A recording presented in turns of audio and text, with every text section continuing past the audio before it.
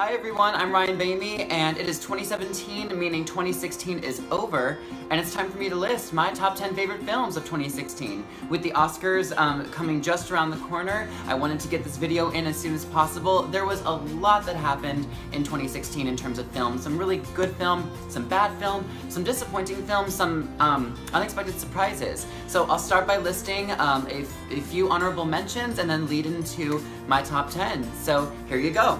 My first honorable mention is Me Before You.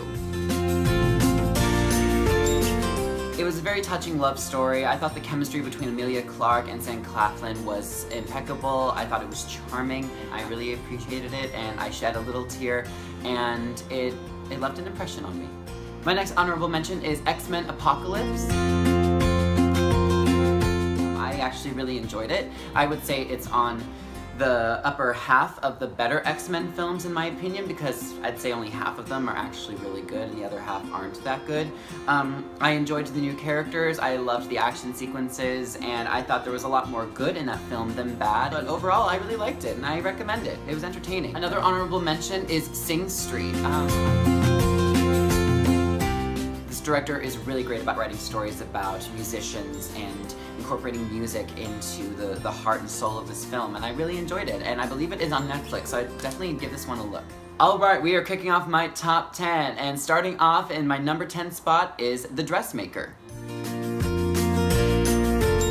The film itself is very, very charming. It's very animated and very quirky, and it's very quick in its exposition and in establishing all these characters, and it goes in a direction that is very, very unpredictable. You think it is going to go a certain way and it doesn't, and it pulls the rug out from under you, but in a very clever way that I was a little bit winded, but I'm like, oh, wow, yeah, I can definitely get on board with that. And it resolves a story in a very unconventional way, in ways that you don't expect, and I applaud them for that. They were bold, and I enjoyed it very much. The number 9 spot goes to Fantastic Beasts and Where to Find Them. The story itself really unfolded into something that I really wasn't expecting, and I feel like it was a very small in scale. When you are looking at how big the Harry Potter films and universe gets, this particular story in Fantastic Beasts is relatively small and encased, but it sets the groundwork for what I believe could be a very, very strong and compelling new series. The effects and the fantastical creatures were great, and I was thoroughly entertained, and I'm excited to see what they bring going forward. And in my number 8 spot, we have Star Trek Beyond. This film, wow, like, damn, okay, yeah, I really got on board with this film. It was an incredible ensemble piece. I will say it was less focused on Captain Kirk and Spock and really giving equal amounts of screen time to new characters and other supporting characters, to where it really was a team effort. You could tell they put a lot of heart into this story. It was so entertaining, so non-stop action-packed. It was surprising to me. Like, I went in and came out of this movie thinking, whoa, damn, that was good. Great film, well done Star Trek. I'm excited for what you have to bring for the next one. My number 7 spot would have to be Bad Moms. Bad Moms was fucking hilarious. It was my favorite comedy of 2016 by a landslide, and what's funny is that the poster girl, Mila Kunis, was not even my favorite character. She may have been one of my least favorite characters, but the supporting characters of Kathryn Hahn, Kristen Bell, Christina Applegate sold this movie. I loved this movie. I thoroughly enjoyed everything from start to finish, laughing my ass off throughout. If you are a Bridesmaids fan and a Mean Girls fan, I think you'll definitely love Bad Moms. And in my number 6 spot, we have Finding Dory. I was very invested in Dory's journey and finding her family, but also Pixar taking a very hard and controversial topic of those of people who deal with handicap, and really telling it and translating it into a heartwarming, family-friendly film in dealing with Dory's memory loss. Was the overall movie itself as epic and grand as Finding Nemo? No, it wasn't. But as a sequel, I would give it a bravo. I'd say well done, Dory. I love you. And in my number 5 spot, we have Moana. Brilliant work by Disney. They created yet another powerful and strong heroine in Moana. The music was so great. The score, the visual spectacle, the adventure. I argue that there were songs and scores in this film that I felt were even stronger than Frozen.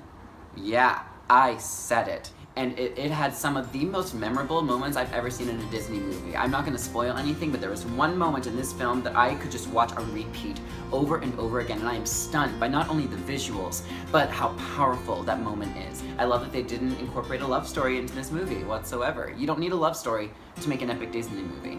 And in my number 4 spot, we have Arrival. Took 2 viewings for me to wrap my mind around it. The first viewing, I walked out of it thinking, what the fuck just happened? What? Wow. That is powerful. This is unlike any other alien movie I've ever seen in my entire life, and if you are looking for a movie to compel you, to get you to think, to really penetrate your mind and your soul and really bring up a very important topic about humanity and who we are as people and what we need as society in this world, this movie is for you. In my number 3 spot, we have Rogue One, A Star Wars Story. The events take place leading directly into A New Hope. There are many great cameos, many great Easter eggs, and I'm not gonna spoil anything, but I will say it had some of the most memorable Star Wars moments I've ever seen over the entire series. It's very entertaining. The action set pieces are amazing. The effects are phenomenal, and the payoff is so worth it. Is there some moments where it drags a little bit getting into the second half? Just a little bit, but overall the pros heavily outweigh the cons for this film. It still gets me pumped for the future Star Wars films that are going to be released. I highly recommend Rogue One. Alright, we're getting to my final 2 spots, and this was a really, really big hard one for me, but I had to narrow it down to my top 2, and at number 2, we have La La Land.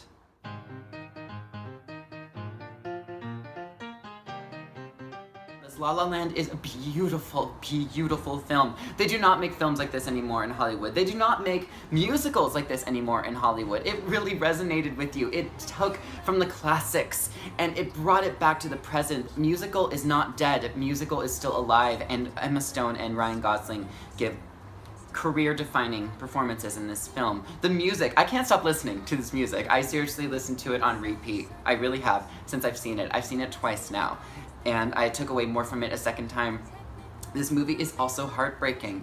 It is compelling. It's definitely a tribute to those who have dreams. To not give up on your dreams. As cheesy as that sounds, you know, if you have a dream, you go for it. And it's emotional, and it's so compelling. It's heartwarming. It's beautiful. It's magical. It's whimsical. If you love musicals and you want something to trigger something magical, if you will, in you, go see La La Land.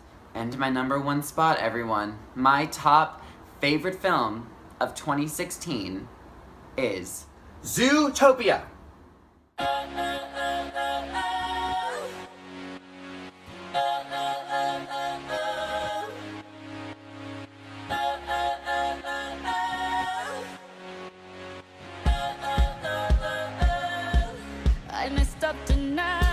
Utopia is a gem, is a rare gem released by Disney. Disney does not make films quite nearly as compelling as Utopia anymore.